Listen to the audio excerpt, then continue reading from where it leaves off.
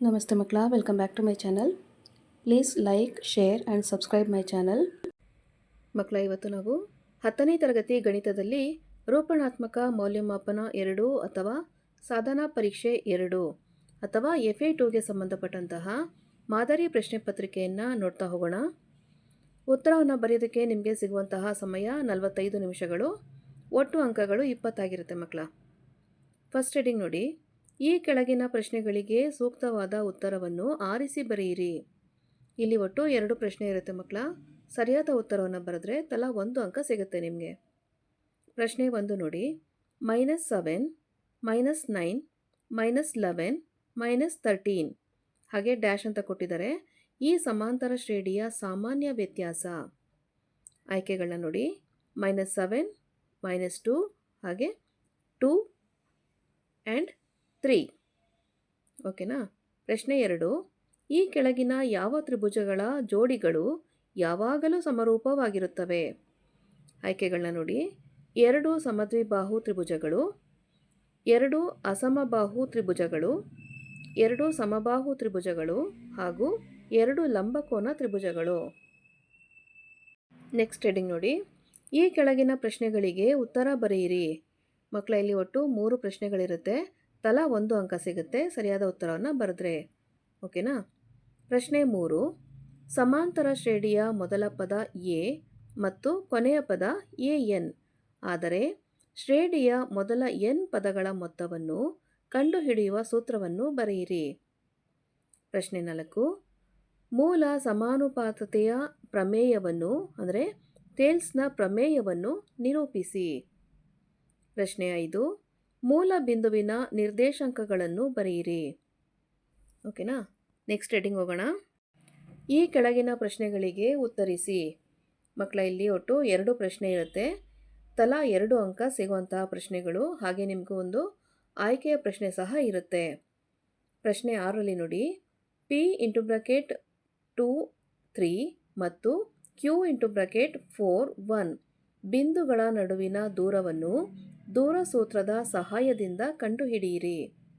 ಪ್ರಶ್ನೆ 7 ನೋಡಿ. 2, 7, 12 ಡ್ಯಾಶ್ ಅಂತ ಕೊಟ್ಟಿದ್ದಾರೆ. ಈ ಸಮಾಂತರ ಶ್ರೇಣಿಯ 15ನೇ ಪದವನ್ನು ಸೂತ್ರದ ಸಹಾಯದಿಂದ ಕಂಡುಹಿಡಿಯಿರಿ.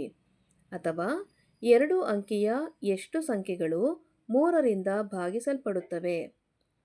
7ನೇ ಪ್ರಶ್ನೆಯಲ್ಲಿ ಆಯ್ಕೆ ಇರೋದ್ರಿಂದ ಯಾವುದು ನಿಮಗೆ ಚೆನ್ನಾಗಿ ಉತ್ತರವನ್ನು ಗೊತ್ತಿರುತ್ತೋ ಆ ಒಂದು ಪ್ರಶ್ನೆ ಆಯ್ಕೆ ಮಾಡಿಕೊಂಡು 1ಕ್ಕೆ ಮಾತ್ರ ಉತ್ತರವನ್ನು ಬರೆಯುವಂಥದ್ದು ಮಕ್ಕಳ. ಓಕೆನಾ. ನೆಕ್ಸ್ಟ್ ಹೆಡಿಂಗ್ ನೋಡಿ. ಈ ಕೆಳಗಿನ ಪ್ರಶ್ನೆಗಳಿಗೆ ಉತ್ತರಿಸಿ. ಮಕ್ಕಳ, ಇಲ್ಲಿ ಒಂದೇ ಪ್ರಶ್ನೆ ಇರುತ್ತೆ. 3 ಅಂಕದ ಪ್ರಶ್ನೆ ಆಗಿರುತ್ತೆ. ಹಾಗೆ ನಿಮಗೆ ಒಂದೇ ಪ್ರಶ್ನೆಗೆ ಆಯ್ಕೆನೂ ಸಹ ಕೊಟ್ಟಿರ್ತಾರೆ. ಓಕೆನಾ. ಪ್ರಶ್ನೆ 8 ನೋಡಿ.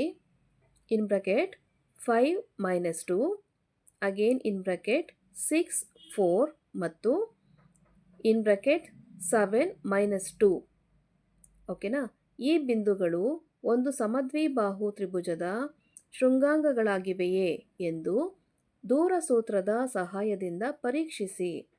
ಅಥವಾ ಇನ್ ಬ್ರಾಕೆಟ್ 4 - 3 ಮತ್ತು ಇನ್ ಬ್ರಾಕೆಟ್ 8 5 ಬಿಂದುಗಳನ್ನು ಸೇರಿಸುವ ರೇಖಾಖಂಡವನ್ನು ಆಂತರಿಕವಾಗಿ 3:1 ಅನುಪಾತದಲ್ಲಿ ವಿಭಾಗಿಸುವ ಬಿಂದುವಿನ ನಿರ್ದೇಶಾಂಕಗಳನ್ನು ಕಂಡುಹಿಡಿಯಿರಿ.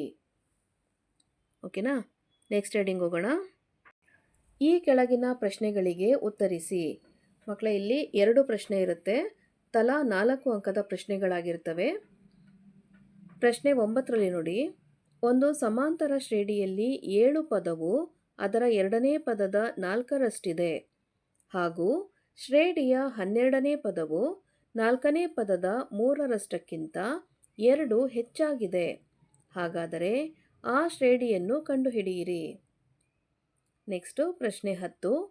2 ತ್ರಿಭುಜಗಳಲ್ಲಿ ಅನುರೂಪ ಕೋನಗಳು ಸಮವಾದರೆ ಅವುಗಳ ಅನುರೂಪ ಬಾಹುಗಳ ಅನುಪಾತಗಳು ಸಮ ಅಥವಾ ಸಮಾನ ಅನುಪಾತದಲ್ಲಿರುತ್ತವೆ ಎಂದು ಸಾಧಿಸಿ. ಇಲ್ಲಿ ಯಾವ ಪ್ರಮೇಯವನ್ನು ಅಪ್ಲೈ ಮಾಡಬೇಕು ಮಕ್ಕಳ? ಕೋ ಪ್ರಮೇಯವನ್ನು ಅಪ್ಲೈ ಮಾಡಬೇಕು.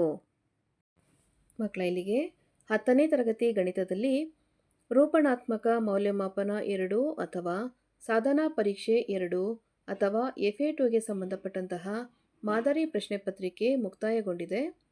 ಈ ಒಂದು ವಿಡಿಯೋ ನಿಮಗೆ ಇಷ್ಟ ಆದಲ್ಲಿ ದಯವಿಟ್ಟು ನಮ್ಮ ಚಾನಲ್ನ ಲೈಕ್ ಮಾಡಿ, ಶೇರ್ ಮಾಡಿ, ಸಬ್ಸ್ಕ್ರೈಬ್ ಮಾಡಿಕೊಂಡು ನಾವು ಹಾಕುವಂಥ ಎಲ್ಲ ವಿಡಿಯೋನ ನೋಡ್ತಾ ನಮ್ಮನ್ನು ಎನ್ಕರೇಜ್ ಮಾಡ್ತಾ ಹೋಗಿ ಮಕ್ಕಳ. Thank you for watching. Bye bye.